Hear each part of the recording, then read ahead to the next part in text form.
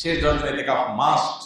ইতিকাফটা যদি আপনি শেষ 10 দিন মসজিদে করতে পারেন এবং ইতিকাফ বসে অতিরিক্ত অপ্রয়োজনীয় মোবাইল টিপাটিপি বন্ধ করতে পারেন, অটোমেটিকলি আপনার রমজানকে আপনি সার্থক করতে পারবেন ইনশাআল্লাহ। কারণ যখন আপনি মসজিদে নিজেকে আবদ্ধ করে ফেলবেন 10 দিনের জন্য, আপনি যখন বাহিরে যেতে পারবেন না এবং অপ্রয়োজনে মোবাইল টিপাটিপি আপনি যখন করার অপশনটা বন্ধ হয়ে যাবে, অটোমেটিকলি আপনার তেলাওয়াত আসবে, দোয়া আসবে, আল্লাহর স্মরণ আসবে, আল্লাহর জিকির হবে এবং আপনি ভালো কাজ করতে পারবেন। এজন্য লাইলাতুল কদর পেতে হলেও ইতিকাফের কোনো বিকল্প নাই। ইতিকাফ করার জন্য মসজিদগুলোতে লটারি হওয়া দরকার। দুর্ভাগ্য আমাদের এখন ইতিকাফ করার জন্য লোক খুঁজে পাওয়া যায় না।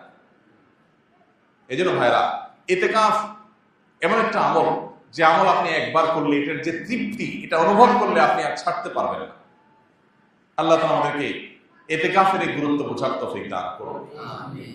ইতিকাফ এমন আমল যে নবী করিম সাল্লাল্লাহু আলাইহি সাল্লাম রমজান মাস যখনই রমজানের রোজা ফরজ হয়েছে দ্বিতীয় হিজরিতে, তখন থেকে তার ওফাত দশম হিজরিতে হয়েছে।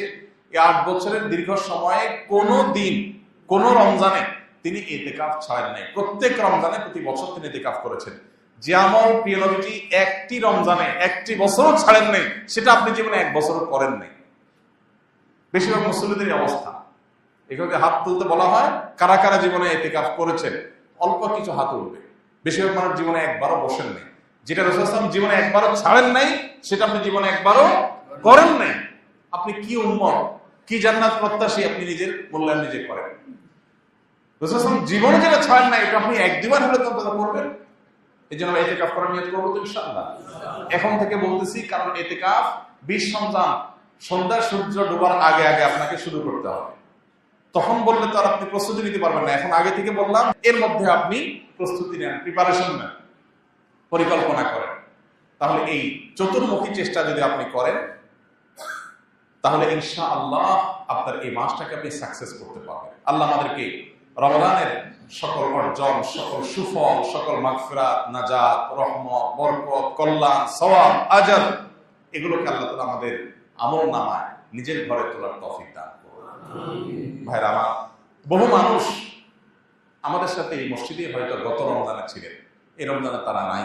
আমরা এখানে যারা বসে আছি এখন, আমি কিংবা আপনি, হয়তোবা সামনের রমজানের আগে আগে দুনিয়া থেকে আমরা চলে যাবো। সামনের রমজানে হয়তো এই মসজিদ থাকবে, আমরা অনেকেই এখান থেকে আমাদেরকে তুলে নেওয়া হবে। শেষ, এটাই জীবনের শেষ সুযোগ, এটাই জীবনের শেষ রমজান।